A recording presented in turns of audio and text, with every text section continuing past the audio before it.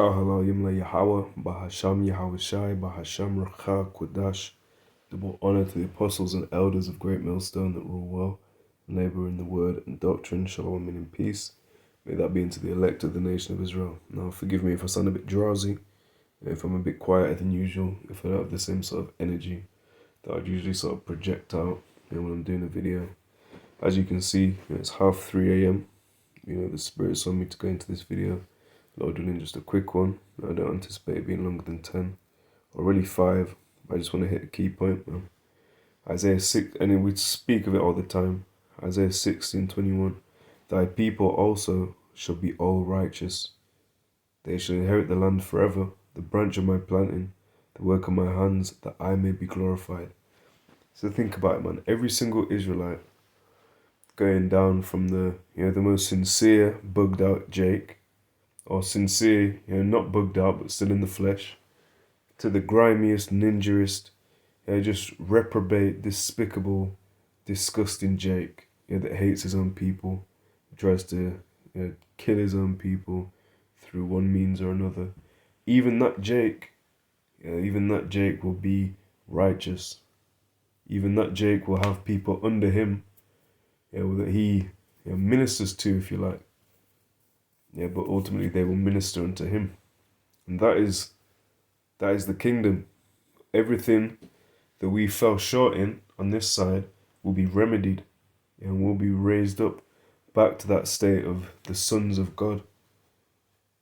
Alright, that he is the prince of the power. Because that was the Lord's pleasure ultimately. You can try and think, well, with a carnal mind, well, why did he do that? Why is that evil? Why couldn't he just set it up like this? But that was his pleasure, man. Now you can try and get into the physics and, well, it could have been because of this. Ultimately, it happened. But what we have to look forward to is this kingdom where every single Jake's going to be righteous. Right, and even if I find this one, even the most quietest, and we'll get this Hebrew word, the lowliest brother, the humblest brother, is going to be like unto David. Zechariah 12:8. And this, it's coming into a time where a bag of spiritual power is going to get dropped on the elect of the nation of Israel. Even Yahawashi in the flesh, in the flesh. He was spiritual, but he was made like unto his brethren, made like unto the Israelites. He says, if I can find this correct. Nope.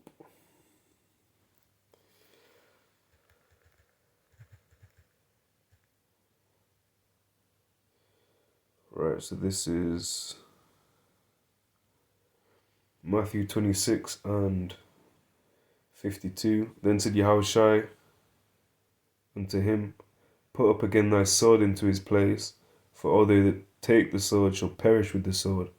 And that really starts with E, who is blessed with the sword.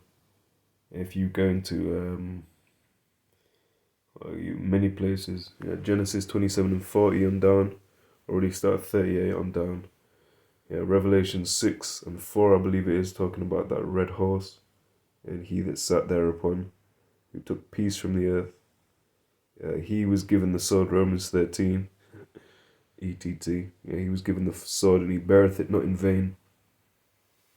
And going right the way through to Revelation 13:10, he that killeth with the sword must be killed with the sword. He that leadeth into captivity must be taken into captivity, or must go into captivity. And that's all the scriptures, man. You can try and demonize a certain group of people, but when the literature in question clearly says that, you can't really blame it on the people. Except you can, because the people that wrote it would come back, of course, in their lot.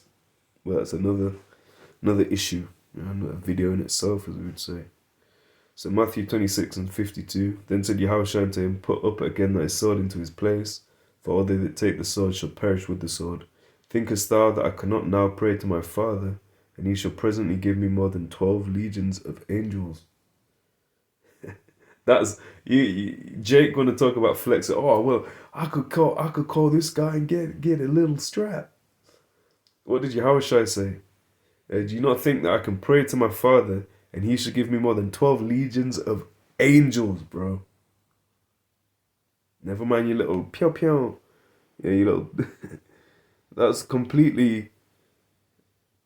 It's incomparable. What Jake thinks he has and puts confidence and trust up in compared to what Yahawashi had or could do at the time. Of course, he couldn't. Technically, he could, but he couldn't because it was already written that way, if you know what I mean by that. It was already preordained. But theoretically, he could do that. Now, when he's glorified, in a body that's beyond this terror, this flesh, Terra, the earth, we're gonna be joint heirs, man. The elect, and then going into the whole nation will be joint heirs, co-heirs, meaning what we get, whatever he gets. So if it said, this day I've given the heathen for that inheritance, if the spiritual power, that people should be willing in the day of their power. Every Jake that's an atheist or unsure, when the power gets made manifest, there's not going to be a question of, maybe I should have been with that. But at that point, it'll be too late. So that's why you got to do it. Do it now, while stocks last. Isaiah 55 and 6. Seek ye Yahawah, bahasham Yahawashi, while he may be found, call ye upon him while he is near. Let the wicked forsake his way, and the unrighteous man his thoughts, and let him return unto Yahawah, and he will have mercy upon him, and to our power, for he will abundantly pardon. And that's the thing, the returning unto the Heavenly Father. Now you can only return to somewhere if you were there in the start. And ultimately all Jake was meant to serve the Heavenly Father. From the start. So we will be returning. We will be adopted, brought back, reconciled, reconciled again, back to the Father. That's the mystery of the Gentiles. Right, but the point is, this isn't it. Do you know what I mean? This isn't the end.